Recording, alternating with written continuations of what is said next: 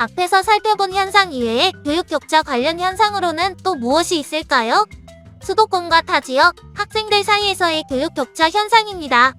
전반적인 교육 관련 인프라가 대부분 수도권에 몰려있어 지역 간 교육 격차도 심각해지고 있다고 합니다. 다음 영상을 통해 지역에 따른 교육 기회의 불평등 현상을 함께 살펴볼까요?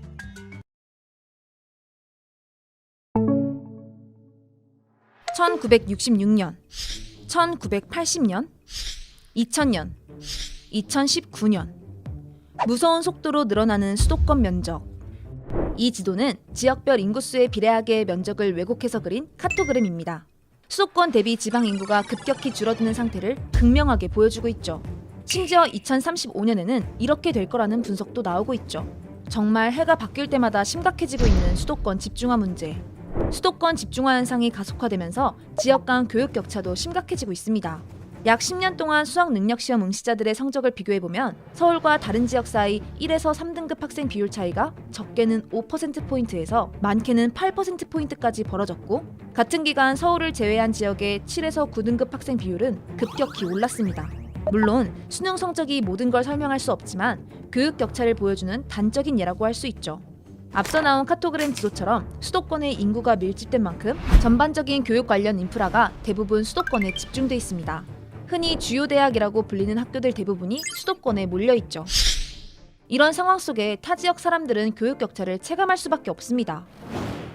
서울에 대학이 다 몰려있으니까 서울에서 어느 대학에서 모의논술을 봐주는 기회가 있었어요. 저는 그 모의논술을 한번 가려면 진짜 새벽에 일어나가지고 아침에 5시 차를 타고, 그런데 꼭 9시에 시험을 시작해서 막 8시까지 입시를 해야 되고 막 이러거든요. 그러면 시간도 많이 쓰고 돈도 많이 쓰잖아요. 그냥 나도 집 앞에서 볼 수 있었으면 좋았을 텐데, 그런 생각 진짜 많이 해봤고. 제가 가고 싶은 전공이 사실 지방에 있는 학교에서 그 전공이 있는 경우가 많지 않았어요. 수도권에 있는 대학으로 가야 하는 상황이어서 내가 가고 싶은 학교가 우리 집 근처에 있었으면 얼마나 좋았을까, 이런 생각을 진짜 자주 했던 것 같아요. 그렇게 수도권에 있는 학교를 목표로 공부하다 보니 주변에서 조언해줄 사람을 찾기 어려웠다고 합니다. 저는 정시 파이터였거든요. 주변에서 정시 공부를 하는 사람이 진짜 저밖에 없었어요. 저는 그때 어떻게 할지 몰라가지고 인터넷 찾아서 공스타그램이 한참 인기였었거든요. 그래서 공스타그램 막 찾아가지고 이렇게 다른 사람들 공부하는구나, 계획 짜는구나, 그럼 나도 저렇게 하자 해가지고 보고 그렇게 했었거든요.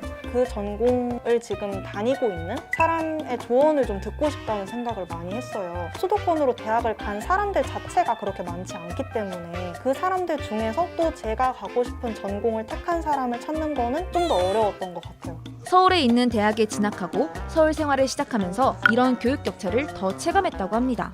고등학생 때 공부를 할 때는 그런 걸 잘 몰랐다가 이제 서울에 와서 친구들 얘기를 들어보니까 나는 그런 현강 들었었는데 나도 거기서 들었었는데, 이런 얘기를 막 서로 나누는 걸 보고 그런 유명한 선생님들의 현강 되게 연예인 보러 가는 것 같은 되게 힘든 거라고만 생각했는데, 이렇게 일상적인 경험처럼 얘기를 하니까. 특히 수도권 밖 농촌 지역의 경우 기초학력 미달 학생 수가 꾸준히 늘고 있습니다. 도농 간 교육 격차도 점점 심해지고 있죠.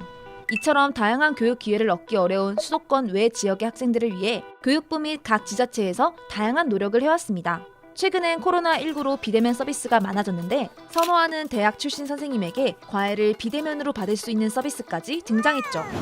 저도 교육 인프라가 충분한 지역에서 중고등학교를 나오지는 않았어요. 대형 학원 같은 것도 없었고, 전국 어디에서든 학생이 자신이 가고 싶은 대학의 선생님과 1대1로 맞춤형 수업을 받고 싶어하는 학생들이 되게 많은데, 어떻게 하면 학생들이 직접 그런 선생님들을 만날 수 있을까를 고민을 해봤어요. 그 고민의 결과 태블릿을 활용한 비대면 1대1 맞춤형 과외를 하게 되는 경우 이 문제를 해결할 수 있을 것이라고 생각했어요. 이런 서비스들이 생기며 인터넷 강의에만 의존하던 지역 학생들도 맞춤형 수업을 받을 수 있는 길이 열리고 있습니다. 수도권을 제외한 학생들의 비율이 40%에 육박하거든요. 교육 격차를 느끼고 있는 학생들, 더 많은 도움과 조언이 필요한 학생들이 저희 서비스를 비롯해 이런 비대면 서비스 그리고 교육 서비스를 이용하면서 더 많이 성장하고 교육 받을 수 있는 기회를 얻었으면 좋겠습니다. 물론 이런 제도와 서비스가 많아지는 것도 좋은 일이지만 가장 큰 문제는 지역 간 불균형입니다. 서울에서 태어난 것 자체가 스펙이라는 말이 나올 정도로 교육뿐만 아니라 주거, 교통, 일자리, 복지 등 모든 인프라가 수도권 지역에 몰려 있으니까요. 대한민국에 사는 모두가 동등한 출발선에서 시작할 수 있도록 지역 간 불균형 해소를 위한 노력이 필요한 상황입니다. 이 지도가 이상적인 대한민국의 모습은 아니니까요.